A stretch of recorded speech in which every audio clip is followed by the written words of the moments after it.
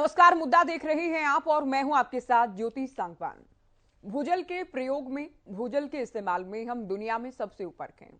भूजल स्तर लगातार नीचे गिर रहा है। हम हरियाणा की बात करने वाले हैं, क्योंकि हरियाणा में भी लगातार भूजल स्तर नीचे जा रहा है। डार्क जोन का जो हिस्सा है लगातार बढ़ रहा है।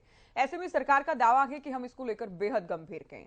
जल संरक्षण और इसके दोबारा प्रयोग को लेकर सभी को ध्यान देने की जरूरत की ये भी बार बार अपील की जाती है। और केंद्र के साथ साथ हरियाणा सरकार का भी जल संरक्षण के प्रयासों पर पूरा ध्यान है।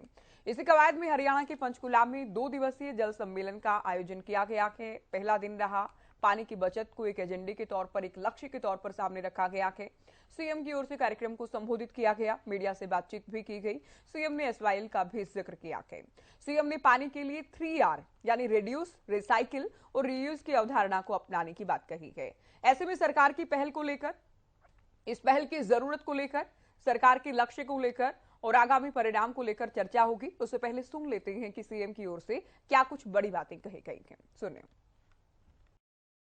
पानी हमारा, जल ही जीवन है, जैसा कहते हैं हमारा जीवन है। पानी के बिना कुछ नहीं है। शायद कुछ समय तक अन्न के बिना व्यक्ति रह सकता है, लेकिन जल के बिना नहीं रह सकता। जल उसका एक प्रवाह है, उसका एक साइकिल है, प्रकृति का साइकिल है। उसमें जल की हमको प्राप्ति होती है। प्राप्ति के साधन मुख्य रूप से वर्षा है। वर्षा भी एक हमारे क्षेत्र में वर्षा होती है और एक वर्षा मानो हमसे दूर पहाड़ों में होती है, तो पहाड़ों का जो एक पानी का प्रवाह है उसका हिस्सा हमको मिलता है। मोटे रूप से ये 2 मात्राएं जो पानी को हमको मिलती हैं। अब उसके बाद उसका संग्रह होता है। संग्रह होता है, डैम्स में संग्रह होता है, फिर वो कहीं हमारे पॉन्ड्स हैं, हमारी झीलें हैं, रिचार्ज होकर के भूगर्भ में जाता है। तो जमीन के अंदर भी पानी का एक बहुत बड़ा संग्रह का भंडार है। अब ये संग्रह जो होता है, उस संग्रह का हम फिर बाद में उपयोग करते हैं। और वो जो उपयोग है, वो उपयोग हमको पता है कि जैसे मुख्य रूप से पीने के लिए हम पानी का उपयोग करते हैं, खेती सिंचाई के लिए करते हैं, उद्योग के लिए करते हैं, और अन्य हमारी जितनी आवश्यकताएं हैं उन आवश्यकताओं के लिए हम करते हैं। सीमा पानी की अपनी है, उसकी क्वांटिटी, मात्रा उस सीमित है। वर्षा भी कभी कभी 10-5% ऊपर नीचे हो सकती है, लेकिन वो एक ऑन एवरेज, मैं अगर हरियाणा की बात करूं तो एवरेज 5 इंच वर्षा अर्थात 150 मिलीमीटर के आसपास, अगर मैं आंकड़ा गलत नहीं बोल रहा, तो ये हमारी एवरेज है। अब वो है तो उसका जितना एरिया, उस पर पानी जो पड़ेगा वही हमें उपयोग में आएगा। दूसरे के क्षेत्र का अगर नेचुरल फ्लो है पहाड़ से, वो तुम्हें मिलेगा, नदियों के माध्यम से मिलेगा। और संयोग ऐसा कि नदियां भी, अब पंजाब का बंटवारा होकर हरियाणा से जब से बना, तो हमारे पास सीधी नदी तो केवल यमुना या फिर छोटी छोटी डिस्ट्रीब्यूटरीज वही आती हैं। यमुना में भी एक शेयर मिलता है हमको, सारा वो नहीं मिलता। या फिर रावी ब्यास, सतलुज रावी ब्यास, उसका भी शेयर भाखड़ा डैम के माध्यम से हमको मिलता है। इससे ज्यादा हमारे पास स्कोप नहीं है। हम देख रहे हैं कि जैसा वो पानी का भी बंटवारा, 3.5 MF पानी हमको जो भाखड़ा से मिलना है या रावी ब्यास का जो मिलना है, वो भी पूरा एसवाईएल के निर्माण के न होने के कारण से वो मिल नहीं पा रहा।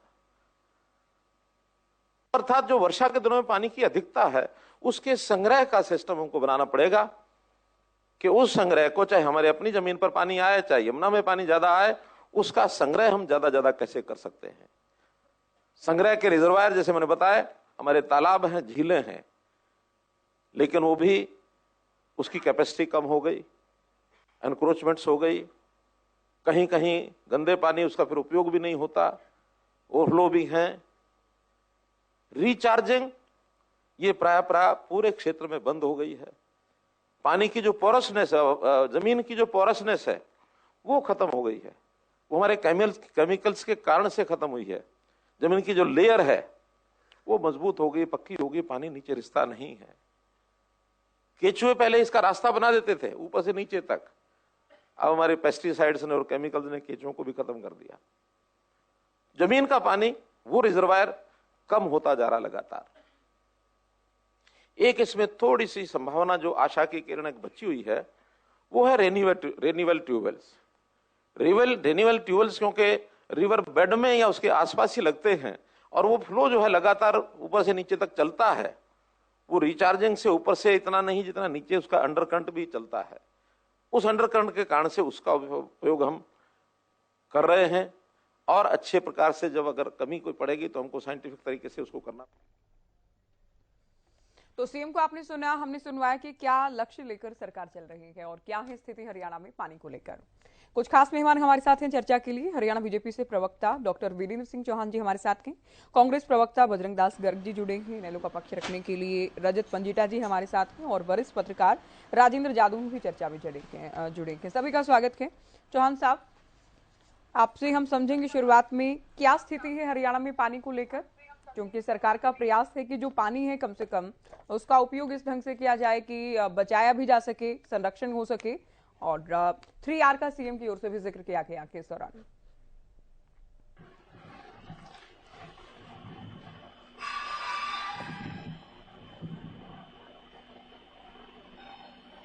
आपको आवाज मिल रही है?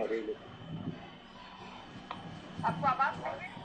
हेलो जी जी ज्योति जी, आपसे सवाल है, जल सम्मेलन सरकार कर रही है, क्या लक्ष्य लेकर चल रही है सरकार? ज्योति जी, जो महत्वपूर्ण बात पानी को लेकर हम सब जानते हैं लेकिन उसको लेकर अभी उतने संवेदनशील नहीं हैं, वो ये है कि जल का दूसरा नाम जीवन है या जीवन का दूसरा नाम जल है, और जल बहुत सारा होने के बावजूद भूलोक पर उपयोगी जल वो अत्यंत सीमित है। धरती पर भले ही 2/3 पानी हो पूरे भूमंडल पर, लेकिन वो पानी जो खेत में इस्तेमाल हो सके, वो पानी जो पिया जा सके, वो पानी जो जीवों के काम आ सके, मानव सभ्यता की और प्राणियों की रक्षा के, खासतौर पर पेड़ पौधों के उपयोग में आ सके, वो बड़ा सीमित है। तो सारे संसार में ही पानी एक अत्यंत सीमित साधन है और इसलिए सारी दुनिया के सामने ये चुनौती है कि सीमित साधन को बचाना, संरक्षित करना और इस लहजे से, इस अंदाज में संरक्षित करना कि आने वाली पीढ़ी को हम पानी सौंप पाए। ये ना हो कि हम अपना पानी का कटोरा बिल्कुल सूखा करके, पानी के तालाब बिल्कुल सूखे करके अगली पीढ़ी को दें और उनके लिए बहुत बड़ा संकट खड़ा हो जाए। तो वो जो संकट वैश्विक स्तर पर है, जो राष्ट्रीय स्तर पर है, वो संकट हरियाणा के सामने भी एक राज्य के रूप में है। हरियाणा के दर्जनों जो ब्लॉक हैं वो डार्क जोन हो गए हैं, क्योंकि हमारा भूजल स्तर, जो भूमिगत पानी है, उसके लगातार दोहन के कारण वो नीचे गिरता जा रहा है। इसके विपरीत बहुत सारे क्षेत्र ऐसे भी हैं, कई जिलों में ऐसे पॉकेट्स हैं जहां जो भूमिगत जल है वो खारा है, लेकिन वो ऊपर आ गया है, भूजल का स्तर ऊपर आ गया है। वहां पर चोआ कहते हैं देसी बोली में, वो चोआ ऊपर आ गया और वहां पर वाटर लॉगिंग की स्थिति है, वो वहां की भूमि को खेती योग्य नहीं छोड़ता, वहां बड़े बड़े संकट पैदा करता है। तो कुल मिलाकर प्रदेश के सामने जल के प्रबंधन, अच्छे प्रबंधन, बेहतरीन प्रबंधन, इसकी चुनौती है और उसको सरकार ने बहुत संवेदनशीलता के साथ स्वीकार किया है। ये जो सम्मेलन हो रहा है, इसका मकसद यही है कि हम अपने जल प्रबंधन को किस किस तरह से, तो सरकार की कौन कौन सी नीतियां, कौन कौन से कार्यक्रम उसको बेहतर बनाने के लिए तैयार हो चुके हैं, इन नीतियों कार्यक्रमों को लागू करने में कौन कौन सी चुनौतियां हमारे सामने हैं और उन चुनौतियों के इनोवेटिव उत्तर वो क्या क्या हो सकते हैं। बहुत सारे नए प्रयोग हरियाणा प्रांत ने मुख्यमंत्री जी की अगुवाई में और इस सरकार ने अपनी नीतियों और कार्यक्रमों के माध्यम से करने शुरू किए हैं। उनके थोड़े थोड़े परिणाम भी आने शुरू हुए हैं, लेकिन अभी लड़ाई बड़ी है, लंबी है और हमें इसे, जैसा मुख्यमंत्री जी ने आज कहा जोर देकर, कि ये जल संरक्षण की जो लड़ाई है, पानी को बचाने की, इस विरासत को बचा करके अगली पीढ़ी को सौंपने की लड़ाई है, इसको केवल और केवल सरकार, राजनीतिक नेतृत्व या अफसरशाही या हमारा जो सरकार का अमला जिसको कहते हैं, केवल उसके दम पर इसको जीता नहीं जा सकता। ये लड़ाई अगर जीतनी है तो इसमें जन भागीदारी को बढ़ाना पड़ेगा, जन जन को जागरण, जन जन का जागरण करना पड़ेगा। जल संरक्षण मेरे और आपके खेतों में भी करना पड़ेगा, हमारी रसोई में भी करना पड़ेगा, हमारे स्नान घर में भी करना पड़ेगा। हर स्थान पर जल संरक्षण करने के अलग अलग भिन्न भिन्न प्रकार के उपाय हमको अपनाने पड़ेंगे और संजीदगी के साथ, जिद के साथ अपनाने पड़ेंगे।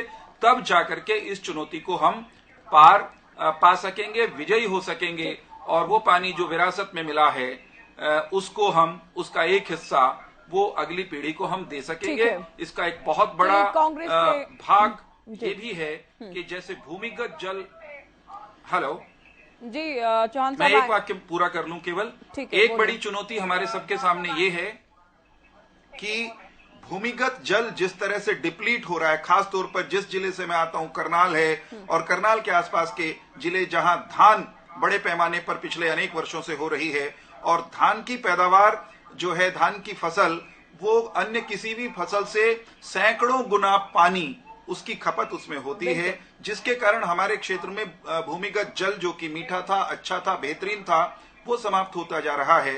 हमें उसके दोहन पर भी नियंत्रण करना पड़ेगा एक तरफ, और दूसरी तरफ जो बरसात का पानी हमको मिलता है वर्षा के माध्यम से, कहीं कम होती है कहीं ज्यादा होती है, उसको हम संग्रहित करके और उसको रिचार्ज करें अपने भूमिगत जल को, उसकी व्यवस्थाएं भी सरकार खड़ी कर रही है।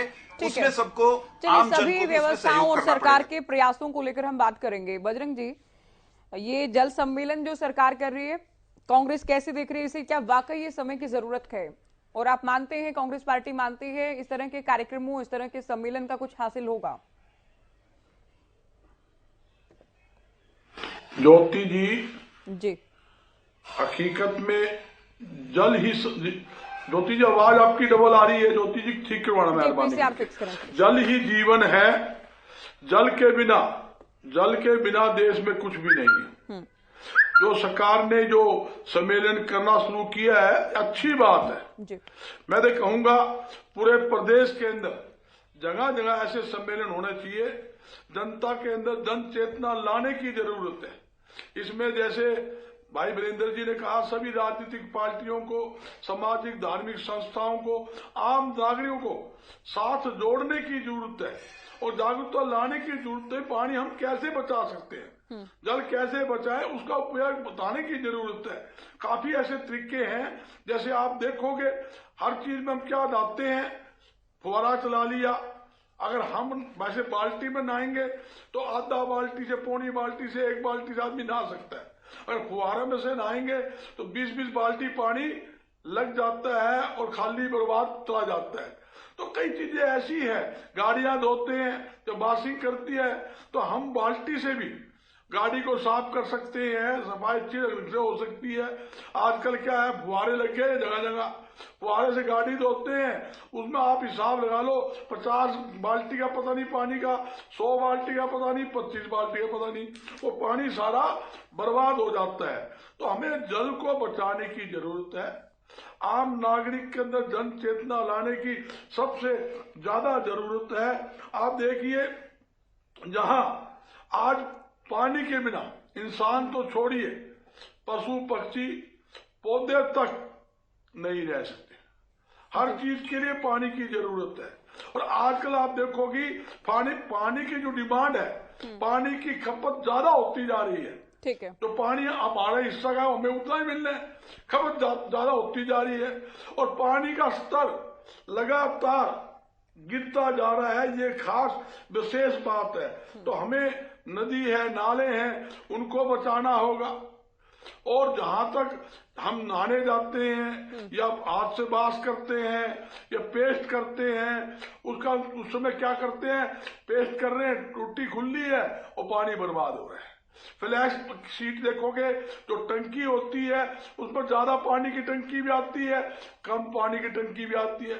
कम पानी की टंकी लगाओगे तो आपकी बातों का सार ये है, अभी आपका उत्तर कंप्लीट नहीं हुआ, आप बोलिएगा, लेकिन आप कहना ये चाह रहे हैं कि सरकार की नीयत अच्छी है, सरकार अच्छी मंशा के साथ कोई पहल कर रही है, प्रयास कर रही है, लेकिन क्या आप लोगों ने भी ऐसे प्रयास किए थे बजरंग दास जी के हरियाणा का एक बड़ा हिस्सा डार्क जोन में ना जाए, या पानी की बर्बादी ना हो, किसानों को समझाया जाए, या फिर आम लोगों को जागरूक किया जाए, या सरकार कोई कदम उठाए इस दिशा में? प्रयास किए थे आपकी सरकार ने? क्या किए थे अगर किए थे तो? देखो हुड्डा साहब के राज के अंदर 2005 से लेकर 2014 तक उनका राज था, तो उस कई बार उन्होंने मीटिंगें की है। दिल्ली के अंदर उनके निवास स्थान के ऊपर भी एक मीटिंग रखी गई थी, कोठी नंबर 2 के ऊपर, उसमें मैं भी शामिल था। अरे अनेकों प्रकार अधिकारियों को भी उन्होंने निर्देश दिए थे, यहां तक कि आप देखो आज खेतों में जो पानी की भी, वहां भी हमारे पास कमी है, नहरों में पानी कम आता है। आप देखोगे जब फसल की पैदावार करने के लिए टैल तक पानी पहुंचाने की जरूरत है, काफी हरियाणा में ऐसा हिस्सा है जो सूखा इलाका है, वो टैल तक पानी नहीं पहुंचता। सरकार तो कहती है अंतिम टैल तक पानी पहुंचाया जा चुका है। सीएम बहुत बार कहते हैं या तो नहर निर्माण हुआ था चौधरी बंसीलाल के वक्त में, या नहरों में पानी अगर गया के तो सीएम मनोहर लाल के वक्त में, दावा बार बार किया जाता है। मैं आपकी बात का जवाब देता हूं ज्योति जी, हमारे समय में 21 दिन, एक महीने में 21 दिन पानी दिया जाता था। जो हमारी बेल्ट है, आप हिसार की लगा लो, भिवानी लगा लो, ये जो महेंद्रगढ़ है, नारनौल है, ये मतलब क्या है, इस बेल्ट में पानी कम आता है। आज हालात क्या है, आप देखोगे हिसार जिले में जो बालसमंद बुढ़ाक गांव है, उसमें इतना आज भी लगातार कई सालों से वो पानी के लिए संघर्ष कर रहे हैं, क्योंकि टैल तक पानी नहीं पहुंचता। एक महीने में 7 दिन बसा पानी आता है। अच्छा। टैल पर पानी ना पहुंचने के कारण फसल की पैदावार उस साइड में नहीं होती। अब मतलब और जमीनों की कीमत आप लगाओगे 80 लाख रुपए एकड़ है, 70 लाख है, 50 लाख, वहां 20 लाख रुपए, 15 लाख रुपए एकड़ के अंदर बुढ़ाक गांव में जमीनें मिल जाती है। क्योंकि मैं बुढ़ाक गांव का निवासी, प्रॉपर निवासी हूँ, वो मेरा खुद का गांव है, इसलिए मैं जानता हूँ बालसमंद और बुढ़ाक या आसपास के गांवों में लगातार जल के लिए संघर्ष चल रहा है। मैं कोई लोचना की स्थिति से ये बात नहीं कह रहा, मैं एक जनरल बात कह रहा हूँ। नहीं, आलोचना कर सकते हैं, ऐसा नहीं, आलोचना कर सकते हैं, विपक्ष का काम तो आलोचना करना है। अगर आप जो चीजें सही हो तो कही जाएंगे ना, क्योंकि सरकार तो दावा कर रही है अंतिम टैल तक का। हर काम के ज्योति जी, मैं समझ ज्योति जी, हर काम में राजनीतिक नहीं होनी चाहिए। ये जल का जो मामला है, जल हमारे जीवन से जुड़ा हुआ है, तो इसलिए मैं आपके चैनल पर इनको एक विश्वास दिलाता हूं सरकार को। सरकार जो अच्छा काम करेगी उसमें कांग्रेस पार्टी पूरी तरह से सरकार का साथ देगी। जल बचाओ जो अभियान ये चलाएंगे, कांग्रेस पार्टी का पूरा सहयोग। ठीक है, यहाँ तक कि मैं रजत जी आपके पास आई, आपसे पहले चौहान साहब कुछ कहना चाह रहे हैं। सामाजिक हमारी एक प्लीज हमारे एक आधा मिनट लोगों ज्योति जी, हरियाणा में जितनी हमारी सामाजिक व धार्मिक संस्थाएं हैं, जो हमारा व्यापार मंडल का संगठन है, हम खुले तौर पर इस सरकार के इस काम में पूरा सहयोग तन मन धन से करेंगे। अच्छा। उसके लिए हमारे जगह जहाँ स्कूल भी है, वहां भी अगर ये कहेंगे, वहां भी हम जागरूकता अभियान चलाएंगे, बच्चों की रैलियां निकालेंगे, जैसे सरकार का बिल्कुल तो अच्छे काम। ठीक है चौहान साहब, इनको आपके ये दावे तो सच्चे नहीं लगते कि अंतिम टैल तक पानी पहुंचाया गया, क्योंकि जब हम पानी को लेकर बात करते हैं तो ये टॉपिक और भी ज्यादा आप कह सकते हैं विस्तृत चर्चा होगी। लेकिन ठीक है, आप जो पहल कर रहे हैं उसमें साथ हैं जिम्मेदार विपक्ष होने के नाते। इस पर टेल वाले विषय पर मैं केवल ये कहूंगा कि मैं, ज्योति जी आपको भी ध्यान है, मैं पत्रकारिता में रहा हूं और लंबे समय तक मेरी पोस्टिंग रोहतक रही। रोहतक, अहीरवाल और आसपास के जो जिले हैं उनमें मेरा बिल्कुल टेल्स पर जाना हुआ उस दौरान। ये 2001 से लेकर के 2007-8 तक का कालखंड था।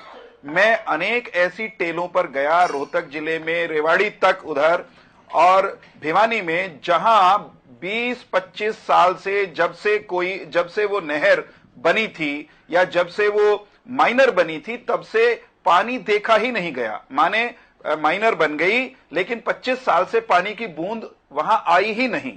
ऐसी ऐसी टेल्स बड़ी संख्या में थी अहीरवाल के क्षेत्र में, भिवानी जिले में, जो भिवानी दादरी आपका भी जिला इरादतन छोड़ दिया आप लोगों ने कि वहां पानी नहीं जाना चाहिए। बजरंग जी के गांव में तो नहीं, सुनिए तो सही। मैं ये कह रहा हूं कि जिस प्रदेश में दर्जनों, एक क्षण बजरंग जी 1 मिनट सुन तो लो, मेरी तो पूरी हो रही, तो फिर आप सारी कह लियो। मैं न्यू कहूं भाई, जिस प्रदेश में ऐसी दर्जनों टेल थी, नहरों के छोर थे, माइनरों के छोर थे, जहां पीढ़ियां बीत गई थी लेकिन पानी का बूंद नहीं देखा था, टेल गुम ही हो गई थी खेतों में, कहां है पता ही नहीं चलता था। ऐसी दर्जनों टेल्स पर पानी गया है, पानी पहुंचने लगा है। ये इस सरकार की ऐसी उपलब्धि है जिसको बजरंग दास गर्ग इनकार कर सकते हैं, लेकिन वो पीढ़ियां, वो किसान, वो नौजवान इनकार नहीं कर सकते जिनके खेतों में पहली बार पानी गया है। ठीक है सर, इस पर मुझे इतना ही कहना है। हम हर दिन पानी की उपलब्धता को बेहतर कर रहे हैं। जादून साहब भी हमारे साथ हैं जी। रजत जी, देखिए एक विषय तो ये है कि हरियाणा के पास पानी कितना है और हरियाणा के पास पानी कितना हो सकता था, क्योंकि एसवाइल का भी जिक्र कर रहे थे सीएम, लेकिन जो जितना पानी है उसका प्रबंधन ढंग से हो, उसका संरक्षण किया जाए, उसका प्रयोग अच्छे से हो, इसके लिए किसानों को भी जागरूक किया जा रहा है, आम आदमी को भी, आम हरियाणवी को भी जागरूक किया जा रहा है, क्या कहेंगे? देखिए ज्योति जी, मैं तीसरी दफा ये किसान शब्द आपके मुंह से भी सुन रहा हूँ और भाजपा के प्रवक्ता ने भी कहा कि ये जहाँ से आते हैं करनाल से, वहाँ धान की खेती होते हुए काफी पानी खराब हो जाता है। तो पहले तो मुझे कड़ी आपत्ति मैं यहाँ दर्ज करना चाहता हूँ, अगर सरकार भी सुन रही है, अगर मुख्यमंत्री स्वयं सुन रहे हैं तो और भी अच्छी बात है। मुख्यमंत्री जी से एक बात सीधी पूछना चाहता हूँ कि मुख्यमंत्री जी आप ये बताएं कि कोल्ड ड्रिंक पिए बिना, बियर पिए बिना, शराब पिए बिना लोग जीवित रह सकते हैं, लेकिन जो अगर किसान जो खाना उगाता है, चावल है और गेहूं है, उसके बिना शायद जीवन संभव नहीं है, जैसे पानी के बिना संभव नहीं है। और मैं बता रहा हूँ कि किसान या कल्परेट क्यों नहीं है और इंडस्ट्री के ऊपर बात क्यों नहीं हो रही। जब किसान खेती करता है, आजकल किसान भी अंडरग्राउंड उन्होंने अपनी पाइप्स लगा रखी हैं, वो और दिन में ज्यादा धूप में वो पानी भी नहीं देते, रात के समय पानी देते हैं ताकि पानी ज्यादा से ज्यादा जमीन में ही जाए। वो पानी जो दे रहे हैं, जो ये फैक्ट्रियां पानी ले रही है, चाहे वो शराब, बियर बनाने की है, शराब की है, कोल्ड ड्रिंक बनाने की है, या वाटर बॉटलिंग प्लांट आजकल बहुत आ गया, पीने का पानी है जो ट्रेन में और बिस्लरी वगैरह जो पीते हैं, तो ये पानी तो हमारे पेट में जाता है, ये पानी जमीन में नहीं जाता। किसान तो फिर भी रिचार्ज कर रहा है उस धरती को, जैसे बारिश रिचार्ज करती है, वो पानी अपने पेट में नहीं दे रहा, वो धरती में ही दे रहा है, धरती में ही पानी जाता है वो, ताकि रात भर रहे। तभी आपसे पावर की मांग की जाती है, जो आपने 2 शब्दों में कह दिया था, 12 घंटे नहीं करेंगे, क्योंकि अगर फसल उगेगी नहीं, हम खाएंगे क्या, जीवन ही संभव नहीं है। तो पहले तो कड़ी आपत्ति किसान शब्द ना इस्तेमाल किया जाए। ये जो फैक्ट्रियां हैं, इनका जो वेस्ट है, ये अगर उल्टा सॉइल को पॉल्यूट करती है ये, और उसकी वजह से कैंसर होता है, केमिकल्स है वो करती है। जहां तक इतनी चिंता थी अभी टेल तक पानी पहुंचाने की, तो दादोपुर, नलवी और हाथी गुटाना क्यों बंद करी? चलो एसवाईएल मान लिया, ये एसवाईएल की लड़ाई वहीं के लिए लड़ी जा रही है, तो आप ऐसी जो रिचार्ज करने वाली ट्रिब्यूटरीज जाती हैं, उनको आप कैनाल जाते हैं, कैनाल इरिगेशन है, उसकी तरफ आप फोकस क्यों नहीं करते? ये किसान क्या गुनाह कर दिया है किसान ने? मुझे तो समझ ही नहीं आती है। डिबेट को हर बारी लेके चले जाते हो किसान। विधानसभा में एक तो डार्क जोन के लिए भी 2 बारी शब्द इस्तेमाल आपने किया और भाजपा के प्रवक्ता ने किया। विधानसभा के पटल के ऊपर इसी जो बजट सत्र था, उसमें मुख्यमंत्री जी ने खुद कहा कि डार्क जोन जैसी कोई चीज नहीं है। कृषि मंत्री ने कहा हमने डार्क जोन शब्द ही हटा दिया है, तो डार्क जोन शब्द इस्तेमाल मत करिए आप, इससे भी मुझे कड़ी आपत्ति है। दूसरा, अभी ह्यूमन कंजप्शन बहुत ज्यादा बढ़ गई है, जगह जगह फैक्ट्रीज है, वाटर बॉटलिंग प्लांट, मैंने आपको कहा, ओवर पॉपुलेशन भी बढ़ रही है, अर्बनाइजेशन हो रहा है, पेड़ काटे जा रहे हैं, वेस्ट मैनेजमेंट जो वाटर की है वो अच्छी नहीं है, इनकी तरफ फोकस करने की ज्यादा जरूरत है। अब बात आती है कि नहाने में, तो थोड़ा एक लाइटर वे में कह देता हूँ, तो किसान के बालक तो बिया ट्यूबवेल में नहा लेते हैं, नहर में भी गोता मार देते हैं, और सर्दियों में तो बेचारे नहाते भी नहीं ठंड के मारे। तो जो बाल्टी वाला ये जो इन्होंने गर्ग साहब ने तर्क दिया था हाँ, पानी बचाना चाहिए, जल ही जीवन है, इस बात से मैं कोई वो नहीं रखता। लेकिन जो एक और बिहार में खासकर जो पानी एक्सट्रैक्ट किया जा रहा है और जो टैंकर्स जो पानी बेच रहे हैं, क्योंकि बड़ी बड़ी जो बिल्डिंग्स बन गई हैं, हजारों लोग वहां रहते हैं, एक अलग सोसाइटी है, बिल्डिंग है, तो पूरा दिल्ली एनसीआर गुड़गांव जो एरिया हमारा आता है, गाजियाबाद भी, नोएडा भी, गुड़गांव भी, वहाँ पानी की बहुत किल्लत और गर्मियों में तो खास तौर पे देखने को मिलती है। तो जो बड़ी कंपनी सुशांत लोग है, डीएलएफ, इन्होंने तो अपने वाटर के वो लगा रखी है, टैंक्स है बड़े बड़े, तो लेकिन फिर भी पानी के टैंकर जो है उसका एक बहुत बड़ा माफिया है, जो जमीन का पानी जो किसान के काम आए या पीने के काम आए, वो दिल्ली एनसीआर की ओवर पॉपुलेशन की वजह से वहां से जमीन से एक्सट्रैक्ट किया जा रहा है और एक्सट्रैक्ट करके बेचा जा रहा है माफिया द्वारा। तो इन जो मैंने पॉइंट्स गिनाए हैं, इनके ऊपर आप चिंता करने की कोशिश कीजिए। और एक जो आपने बात कही धान ना उगाने की वजह से, आपने कहा मक्का उगाइए, हम 7,000 रुपए प्रति एकड़ देंगे। आपने तो देखते ही तो आज तो आप घोषणाएं मत की यार, देखते तो आप कुछ भी नहीं। अच्छा। आपने कहा पराली तो जो नहीं जलाएगा उसको 1,000 रुपए देंगे प्रति एकड़, कि भाई खाली पराली के अंदर आप फसल बोलो। आपने पराली उखाड़ने भी नहीं, सुपर सीडर से किसान ने बोई, आपने 1,000 रुपए वो नहीं दिए, 7,000 वो नहीं दिए। आप ये बातें, इतनी घोषणाएं कैसे कर लेते हो? इतना ये आपको किस बात से रजत जी? ठीक है, आपने काफी विस्तार से अभी आएंगे। आपने शुरुआत में तो कहा कि किसान शब्द का तो इस्तेमाल ही ना करें, आपको इस बात से आपत्ति है। ठीक है, डार्क जोन से भी है, वो भी ठीक है, मैंने समझा। एक तरफ तो आप ये कह रहे हैं कि किसानों को कोई नसीहत, कोई सुझाव दिए ही ना जाए, किसानों से कोई अपील ना की जाए जल संरक्षण को लेकर। बिल्कुल करें, ठीक है। हम तो आप तो कह रहे हैं कि किसान क्यों? आपने तो दूसरे कई सेक्टर्स का नाम गिना दिया है कि किसान की ही बात क्यों? किसान तो पानी की बर्बादी नहीं कर रहा, आप ये मानते हैं। दूसरी ओर सरकार जो कर रही है कि ज्यादा पानी लगने वाली फसलों के बजाय अगर सरकार कोई विकल्प बता रही है कि आप ये कृषि करें, ये खेती करें, सरकार सब्सिडी देगी, तो आप उस पर यकीन नहीं कर रहे हैं। आप ये मान रहे किसान वो कर तो लेगा, लेकिन सरकार अपना वादा नहीं निभाएगी। सुनिए आप लोग बता दीजिए, खाना बंद कर दीजिए, किसान खेती छोड़ देगा, अपना उगा लेगा, फूड क्राइसिस हो जाएगी, फिर तो मर जाएगी किसान को। किसने कहा खेती छोड़ने के लिए? किसने बोला? सरकार ने खेती करना बंद करने के लिए कहा सरकार ने कि आप कुछ ना उगाएं? क्यों कुतर्क पे उतरे हुए हैं आज? ये कुतर्क है। किसान को सरकार ने कभी कहा नहीं कि वो अन्न पैदा न करे, कभी कहा भी नहीं जा सकता। और सुनिए, ये कुतर्क है। अरे ये कुतर्क है, सुन लो ना, अब उत्तर सुन लो ना मेरे भाई, मैं उत्तर दे रहा हूं ना, मैं उत्तर दे रहा हूं मित्र, सुनो तो सही, सुनो, बेचैन नहीं होते, विचलित नहीं होते ना। आपने पता नहीं क्या क्या बोला, आप सुन नहीं रहे उत्तर। अरे सुनो तो सही मित्र, सुनोगे कि नहीं?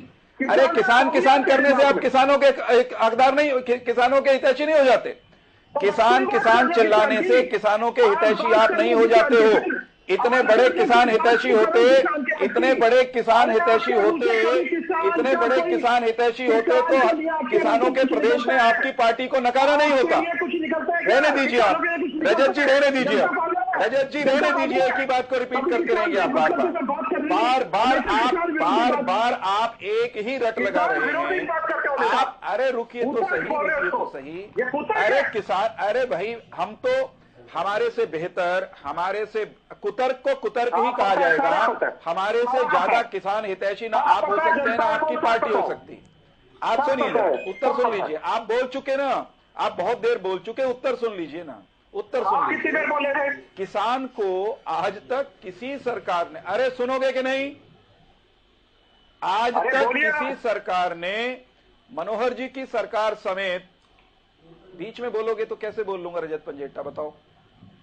हर बार बीच में मनोहर जी की सरकार समेत कोई भी, फिर बोल रहे हो बीच में भाई। अरे चिल्लाइए, मैं देखता हूँ आपसे ज्यादा ऊंची आवाज है मेरी, ठीक है ना? ऊंचा मत बोलिए आप मेरे साथ। ज्योति जी चलिए, इनको तमीज से बात करने के लिए कहिए, बार-बार बीच में बोल रहे हैं। आप ऊंचा बोले तो तमीज बारे में नहीं बोल रहा था। ज्योति जी डिबेट, तमीज की सीमा में रहिए। मैंने आपको ऐसा कुछ नहीं कहा है कि आप बात नहीं करने देंगे, दूसरे को धक्का करेंगे क्या? जवाब दीजिए, आपने सुन रहा हूं। ज्योति जी जवाब दीजिए आप। ज्योति जी बोले, बीच में मत बोलो ना, थानेदार मत बनो। ये गुंडागर्दी जो है ना, ये लोगों के बीच में भी दिखाई है, तो उठाकर बाहर फेंक रखा है लोगों ने इंडियन नेशनल लोकदल को। यहाँ डिबेट में नहीं करने दूंगा ये गुंडागर्दी नहीं चलेगी यहाँ। गुंडागर्दी मत करो, एंकर को एंकरिंग करने दो, एंकर को एंकरिंग करने दो, एंकर को एंकरिंग करने दो, एंकर को एंकरिंग करने दो, मुझे उत्तर देने दो। ज्योति जी आप इनको ठीक है। अभी पंडिता जी आपने इतने सारे सवाल पूछे, आरोप लगाए, तो उत्तर तो आप धैर्य से सुन लीजिए ना, इसमें क्या परेशानी है? मैं तो कह रहा हूँ इनसे उत्तर लीजिए। ठीक है, अब चौहान साहब अपनी बात पूरी कीजिए। आप ये फिर बोलना शुरू हो जाते हैं। नहीं शुरू होंगे, ये कह रहे हैं आप। मैं ये कह रहा हूं कि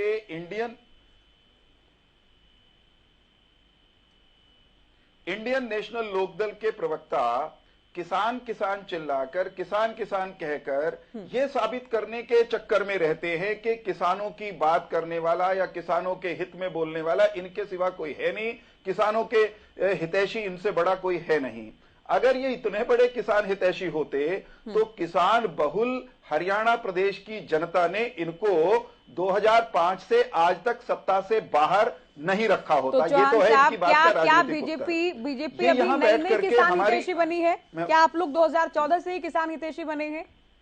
उससे पहले तो बहुमत तो छोड़िए, आप लोग तो सुनिए ना, मैं तो सिंगल लार्जेस्ट पार्टी भी कभी नहीं बन पाए हरियाणा में, तो आप लोग नए किसान हितैषी हुए हैं फिर 8-9 साल से। मुझे उत्तर तो देने दीजिए। मैं जादौन साहब बहुत देर से इंतजार कर रहे हैं, उनके पास जाना होगा।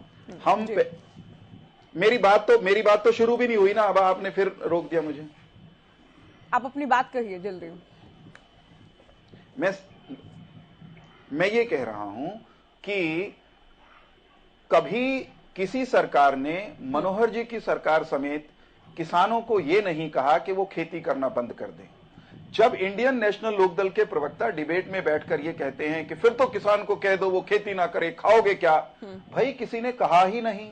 जो कहा नहीं गया, जो कहा नहीं जा रहा, उसकी बात करके ये अपने आप को किसानों का बड़ा हितैषी साबित करना चाहते हैं। जो ये कह रहे हैं ये कोरा झूठ है, ये गुमराह करने वाली शब्दावली है। दूसरी बात, मान लीजिए हरियाणा के किसान से हम ये कह रहे हैं कि वो वैकल्पिक फसल अपनाए और धान के बजाय दूसरी फसल की तरफ जाए और हम उसको इंसेंटिव देंगे, तो ये बताइए इसमें हम किसान को ये कह रहे हैं कि वो खेती ना करें? हम किसान को दूसरी फसल अपनाने के लिए कह रहे हैं, और उसमें किसान का क्या फायदा है ये उसको बता रहे हैं, समझा रहे हैं। बीच में मत बोलो, अभी मैं उत्तर आ रहा हूं, मैं वहीं आ रहा हूं। एक ये यहां बैठकर बिना जानकारी, बिना तथ्यों के ये भी कह देते हैं कि हम केवल घोषणाएं करते हैं, उनको अमल में नहीं लाते। हजारों की संख्या में, हजारों की संख्या में। वीरेंद्र जी, एक वाक्य पूरा करने दीजिए, एक वाक्य कहने दीजिए, एक वाक्य पूरा करने दीजिए मुझे, केवल एक वाक्य। मैं ये कह रहा हूं कि जब ये कहते हैं कि मक्का उगाने के लिए धान के स्थान पर हमने जो 7,000 रुपए प्रति एकड़ का इंसेंटिव घोषित किया था वो केवल घोषणा है, तो रजत पंजेटा से मैं ये कहूंगा कि वे गांवों में जाया करें, और गांव में जा रहे हैं इनके नेता आजकल, उन्हीं से डाटा ले लें, उन्हीं को कह दें कि वो डाटा इकट्ठा करके आ जाएं।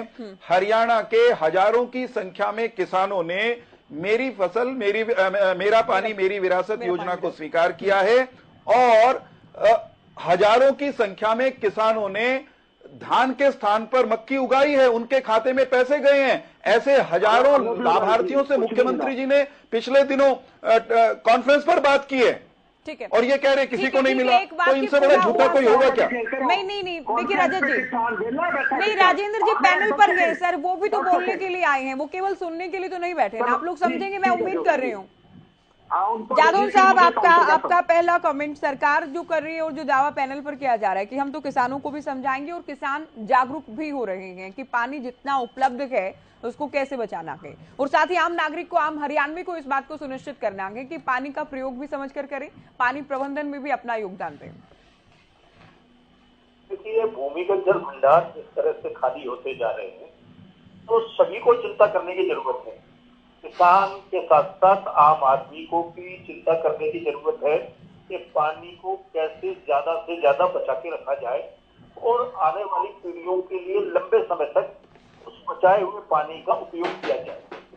अब मुख्यमंत्री जी ने जो आंकड़ा दिया है, उनका ये कहना है कि हरियाणा को 34 MAF मिलियन एकड़ फीट पानी की जरूरत होती है, लेकिन उपलब्धता है 20 MAF, बिल्कुल 20 मिलियन एकड़ फीट पानी की उपलब्धता है और 14 बिलियन एकड़ फीट पानी की कमी बनी हुई है।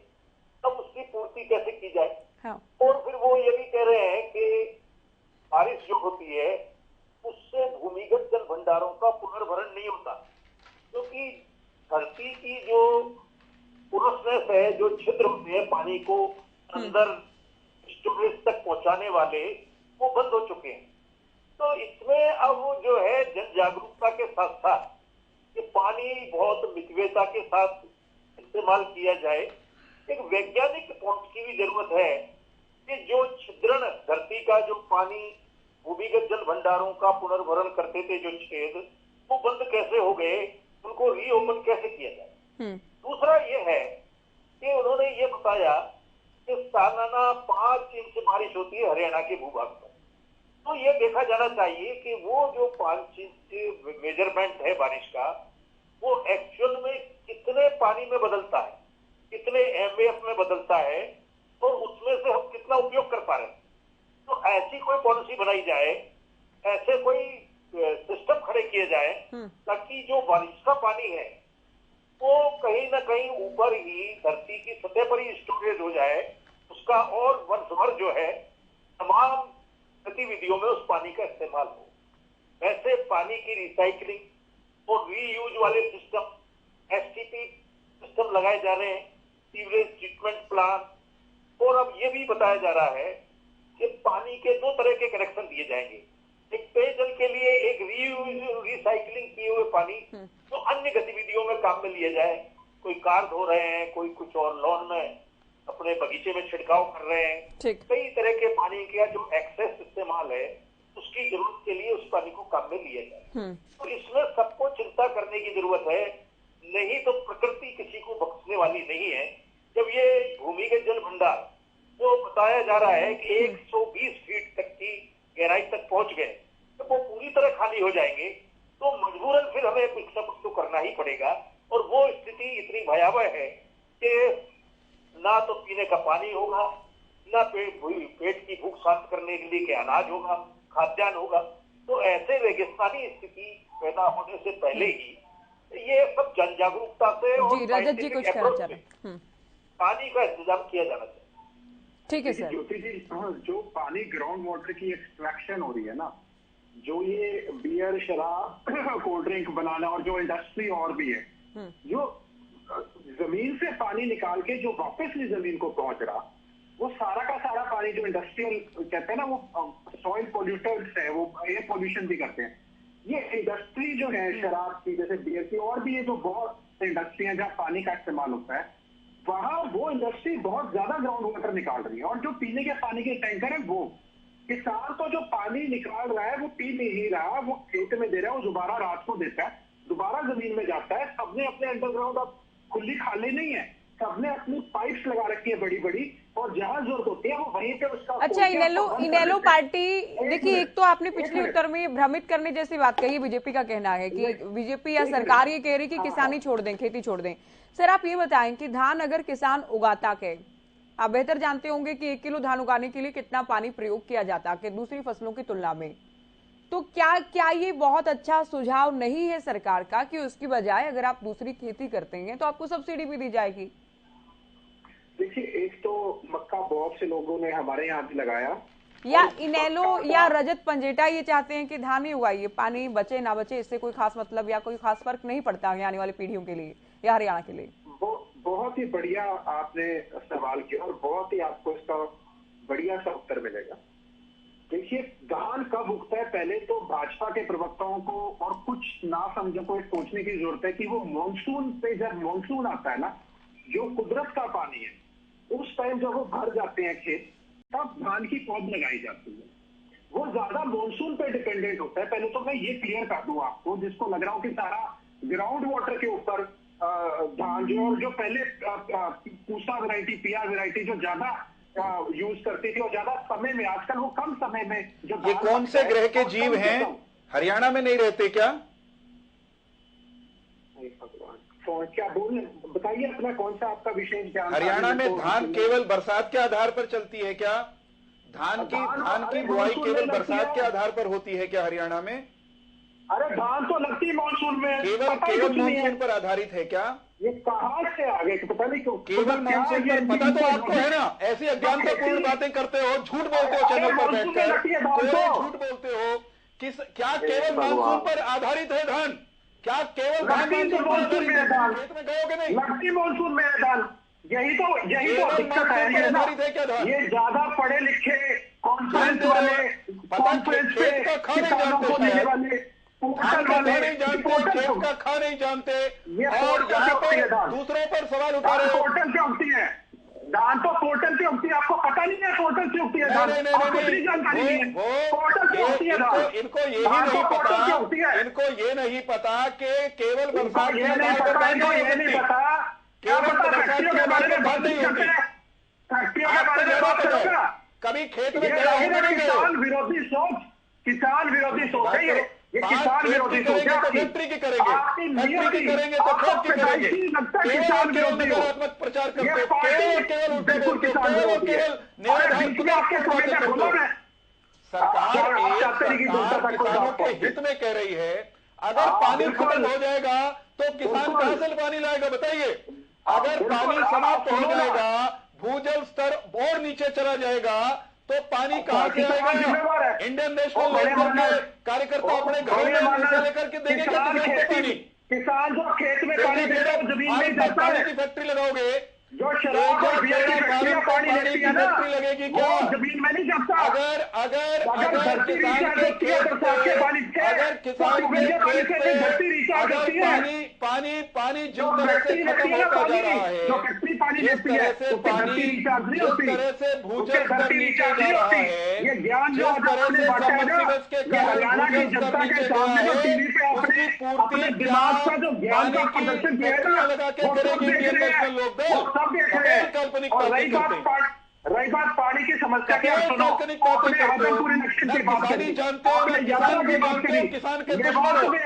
पीने का पानी नहीं है मैं आपके अंदर विधानसभा के पटल के ऊपर पानी की बात करी, आदमपुर की बात करी। दुश्मन हो, किसान के पूरे दुश्मन, किसान को गुमराह करते, किसान को भड़काने के सिवा कुछ नहीं आता। आपकी सारी राजनीति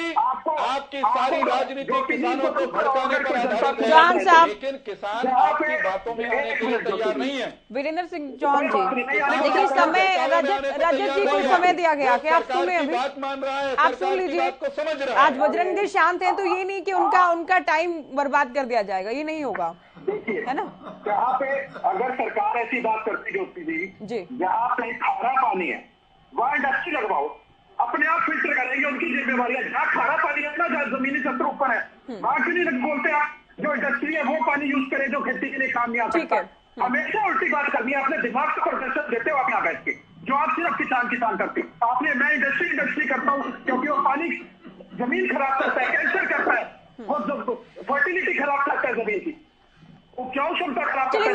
मैं एक पॉइंट और लाना चाहूंगी इस चर्चा में, एक और बिंदु बंद कर दें अगर चौहान साहब। ठीक है, देखिए थोड़ा तरीके से चर्चा में चलेंगे, क्योंकि आज बजरंग जी बड़ी शांति से सुन रहे हैं, आज सरकार की तारीफ भी कर रही है, तो ये मतलब नहीं होगा कि इनको हम टाइम नहीं देंगे उत्तर देने के लिए। ठीक है बीच में बोलते रहते हो आप कुछ भी। बजरंग जी देखिए, कुछ भी नहीं बोला आपने। पंडिता जी ठीक है सर, आप दोनों आपस में बातचीत करते रहेंगे या दूसरों को भी सुनेंगे?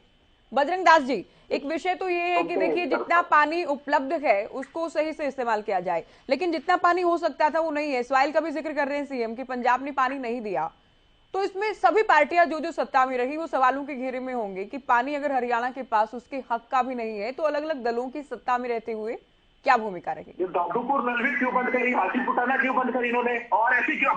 दादूपुर नलवी के लिए तो किसान भी धन्यवाद करने पहुंचे थे उस वक्त, सरकार का ये दावा है, किसान भी नहीं चाहते थे। अरे इनको पूरी इन्होंने जो पार की थी, इन्होंने दोबारा उस वक्त पैसे की बर्बादी भी इसे कहा गया कि इसकी जरूरत नहीं, या किसान भी धन्यवाद कर रहे हैं। इतना झूठ बोलते हैं। चलिए, मैं तो उस वक्त का बता रही हूँ कि उस वक्त क्या कहा गया। मैं अभी एसवाईएल को लेकर बात करना चाह रही हूँ, अगर आप लोग करने देंगे तो। ज्योति जी वीरेंद्र भाई, एक मिनट सुन लो शांति से। जहां आपने ज्योति जी आसी बुढ़ाना नहर का जिक्र किया, ये हासीपुटा नहर का काम चौधरी भूपेंद्र सिंह हुड्डा जी के नेतृत्व में 2005 और 14 के राज के अंदर हुआ था, सभी को पता है।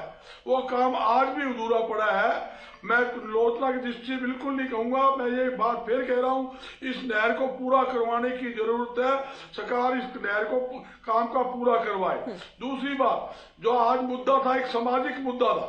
सामाजिक मुद्दा क्या था? नहीं, सामाजिक केवल सामाजिक नहीं है सर, ये बचाना है उसके किसी सामाजिक संस्था ने थोड़ी कार्यक्रम किया कि ये राजनीतिक मुद्दा भी है। मैं देखो ये भी है कि कितनी पानी ठीक है पंजाब में नहीं दिया। पहली बात तो इसराइल के लिए क्या किया सरकारों ने अपने अपने समय में, और दूसरा कोई विकल्प ढूंढा गया या केवल इसराइल का ही रोना रोते रहेंगे सभी दल? देखो हमने तो देखा ना, हासीपुटा नहर का जिक्र हमेशा आता है। किसके टाइम में काम शुरू हुआ? कांग्रेस के समय में। आज जो मुद्दा है जल बचाने का मुद्दा है। जल के साथ कृषि जुड़ी हुई है, क्योंकि हरियाणा कृषि उपज प्रदेश है। इसलिए जरूरी है कि अपनी खेती के लिए हर एक किसान को पूरा पानी मिलना चाहिए, ताकि देश के अंदर, हरियाणा के अंदर ज्यादा अन्न की पैदावार हो। हमें गेहूं की भी जरूरत है, मूंग की भी जरूरत है, धान की भी जरूरत है, बाजरा की, हर फसल की जरूरत है। अगर हमारा देश के अंदर किसान खुशहाल होगा तो आप देखिए देश खुशहाल होगा। क्यों खुशहाल होगा? जब किसान के खेत में 2 दाने होते हैं, जो वो अपनी फसल मंडियों में लेकर आता है, जो अपनी फसल बेचता है, जब उससे उसका पैसा मिलता है, वही पैसा घूम फिर कर पूरा मार्केट में आता है। उसी किसान ने उसी पैसे से कपड़ा भी लेना है, किराना का सामान भी लेना है, खाद बीज भी लेनी है, दवाई भी लेनी, हर सामान बाजार में लेगा। वो घूम भर के वो सारा पैसा मार्केट में आएगा और लाखों लोगों को उससे रोजगार मिलता है। हरियाणा खुशहाली की ओर बढ़ता है और सरकार के खजाने में टैक्स के रूप में करोड़ों अरबों रुपए राजस्व मिलते हैं। क्यों मिलते हैं?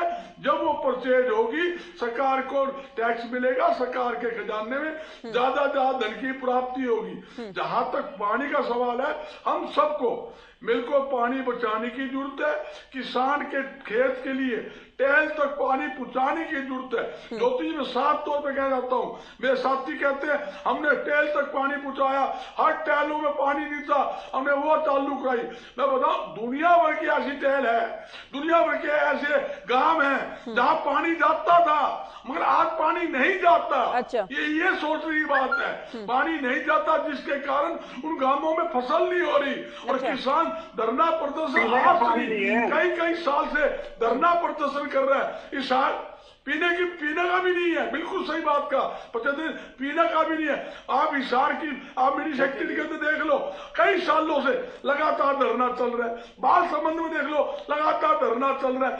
माधवपुर में धरना चल रहा है। तो मैं यही बताना चाहता हूँ, सबको मिल, ठीक है। एक तो बजरंग दास जी, बालसमंद में पता नहीं कितने धरने, बालसमंद में, तलवंडी में, हिसार में, आदमपुर में, पता नहीं किस बात को लेकर कितने धरने चल रहे हैं। आप हर रोजाना हर एक टॉपिक पर आप कह देते हैं बालसमंद में धरना है।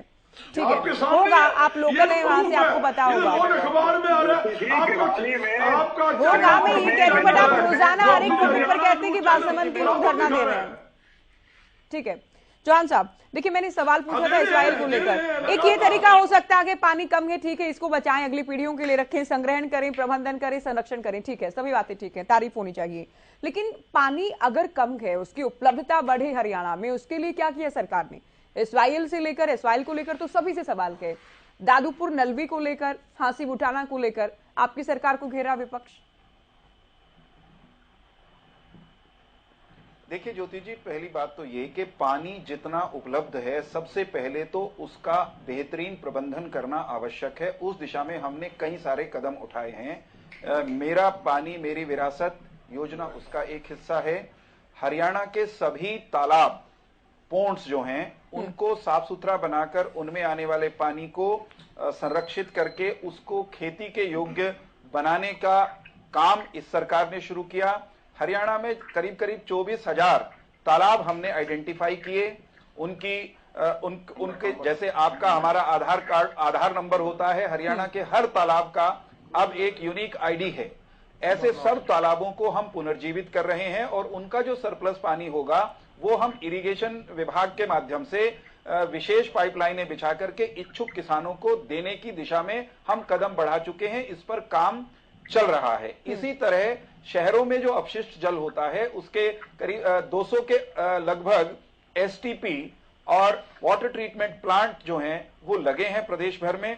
अभी तक क्या हो रहा था कि हम इस पानी को सीवेज के पानी को साफ करके और फिर उसको बहा ही देते थे, गंदे नाले में या ड्रेन्स के जरिए जाने देते थे। अब उसके उपयोग की दिशा में भी हम बढ़ने लगे हैं और आज मुख्यमंत्री जी ने यहां तक कहा है कि जैसे सिंगापुर में जो ट्रीटेड वाटर है उसको पीने योग्य बनाने की तकनीक का भी वो इस्तेमाल कर रहे हैं। हम अंततोगत्वा उस दिशा में भी कदम बढ़ाएंगे। ठीक है। और अभी हरियाणा के जो हरियाणा शहरी विकास प्राधिकरण के कई सारे सेक्टर्स हैं उनमें हमने एक नया प्रयोग शुरू किया और वो कामयाब हो रहा है।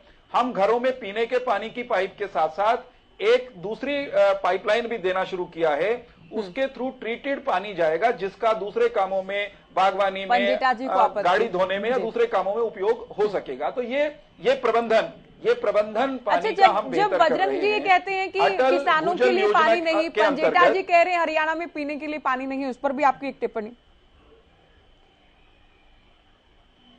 मैं ये कहूंगा कि हरियाणा में पानी आखिरी छोर जिसे कहते हैं नहर का या माइनर का टेल जिसे कहते हैं, हमारे शासनकाल में दर्जनों ऐसी टेल्स पर पहुंचा है जो ना इंडियन नेशनल लोकदल के कार्यकाल में पहुंचा ना कांग्रेस के कार्यकाल में पहुंचा। मैं स्वयं ऐसे गांव में गया हूं जहां लोगों ने कहा कि चौधरी देवीलाल जब कभी मुख्यमंत्री थे तब पानी देखा था या अब पानी आना शुरू हुआ है। अच्छा। तो कितना बड़ा कालखंड निकल गया जरा देखिए। ऐसे ही पीने का पानी नवासी के बाद आप ये कह रहे हैं 1989 के बाद अब मनोहर सरकार ने पानी अंतिम छोर तक पहुंचाया। जी एक सेकंड, ये बीच में बोल रहे, मेरी बात पूरी होने दीजिए। एक मिनट चौधरी साहब रुक जाओ। बजरंग जी रुको बजरंग जी पूरी डिबेट को तो आपने सुना आज। बजरंग जी सुनोगे नहीं तो आप तो पहले भी बोल चुके ना, उससे कोई फायदा नहीं होगा। हरियाणा के लोगों को फायदा जिसमें मैं बता रहा हूँ। हरियाणा रुको बजरंग जी रुक तो जाओ यार। देखिए ज्योति जी ऐसे तो मैं यही पहले भी बोल रहे थे, समय कम है सर, कैसे बात बनेगी? सवाल ही आते रहेंगे तो उत्तर कब होगा? उत्तर कब होगा? मैं ये बजरंग भाई सुनिए, बजरंग दास जी सुनिए, बजरंग जी सुन तो लो। ज्योति जी कोई तरीका है इनको रोकने का? अभी तो आप कह रहे थे कि इस मुद्दे पर राजनीति नहीं होनी चाहिए। अभी क्या हो गया? अभी क्या याद आ गया आपको? अभी तो आप कह रहे थे राजनीति होनी नहीं चाहिए। देखो ज्योति जी, मैं ये कह रहा हूँ एक ही बात सर, आखिरी कमेंट्स लेने का टाइम है। अगर आप लोग तरीके से अपनी अपनी बारी में बोलेंगे तो सभी के आखिरी कमेंट होंगे। बजरंग नहीं तो चिल्ला चिल्ली में तो केवल समय की बर्बादी है। मैंने एक बात कहा, जब ये राजनीति कर रहे हैं आपके चैनल झूठ बोल रहे हैं, इनको रोक दीजिए ना, मेरी बात पूरी तो होने दीजिए। पहले भी इन्होंने ऐसा किया, पहले भी नहीं बोलने देते। बजरंग जी सुन लीजिए, अभी आप सुन लीजिए। अगर ये झूठ बोल रहे हैं तो आप हरियाणा के लोगों पर इतना भरोसा कर सकते हैं, उन्हें पता लगेगा कि ये झूठ बोल रहे हैं। दर्शक डिसाइड कर लेंगे अगर ये झूठ भी बोल रहे हैं। बजरंग दास गर्ग हल्ला बंद करके मेरी बात सुनिए, तभी आप अपनी बोलिए बड़ा भाई बोलो। ज्योति जी मैं कह लूं अपनी बात? बोलिए प्लीज। ज्योति जी मैं कह लूं क्या? जी बोलिए। मैं ये कह रहा हूं, इन्होंने कहा पीने का पानी नहीं है, मैं इस बात को मानने के लिए तैयार हूं। मुख्यमंत्री जी ने स्वयं माना है कि हमें जितना पानी चाहिए, हमें 34 MAF पानी चाहिए प्रदेश की सारी जरूरतों को पूरा करने के लिए। है ही 20 MAF। पानी की कोई फैक्ट्री लग नहीं सकती, पानी बढ़ सकता है उस दिन जिस दिन SYL बन जाए। बहुत माफी के साथ जादौन साहब का आखिरी कमेंट लेते हैं, उसके बाद फटाफट वाइंड अप करना होगा। जी रजत जी 5 सेकंड। पहली बात तो अटल भूजल योजना की बात करी, 670 करोड़ सिर्फ ये जो है ये विधानसभा के पटल पे भी चौधरी अभय सिंह जी ने उठाया था, उसका पैसा कुछ पता ही नहीं स्कीम का कहा है। दूसरा, विधानसभा में पीने का पानी के ऑलमोस्ट हर विधायक ने, और अभी हमारी यात्रा जो मेवात से गुजर रही है। सर प्लीज आप अभी जादौन सर से उत्तर ले लेते हैं। देखिए किसी को हम 1 घंटे के लिए पैनल पर रखें, उनको समय ना मिल पाए, मुझे खुद भी व्यक्तिगत तौर पर बहुत बुरा लगता है इस बात के लिए। जादौन साहब आखिरी कमेंट। देखिए ऐसा है कि हरियाणा के जो 14 जिले हैं, जिनमें प्रमुख जिले अंबाला, करनाल, कुरुक्षेत्र, पानीपत, सोनीपत, उधर महेंद्रगढ़, रेवाड़ी, ये सब इनके जो 64 ब्लॉक हैं वो डार्क जोन में तब्दील हो चुके हैं। डार्क जोन का मतलब है कि वहां बिल्कुल पानी नहीं है, तो बहुत भयावह स्थिति है और लोगों को जागरूक होने की जरूरत है।